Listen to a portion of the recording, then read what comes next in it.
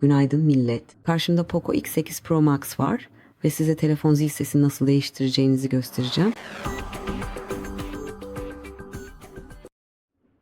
Öncelikle ayarları açalım. Ardından ses ve titreşimleri bulup seçelim.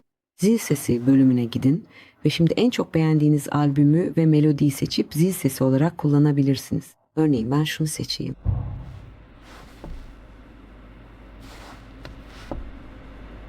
Yani artık ayarlandı, geri dönebilir ve bunu burada görebilirsiniz. Hepsi bu kadar. İzlediğiniz için teşekkürler. Lütfen kanalımıza abone olun ve beğeni bırakın.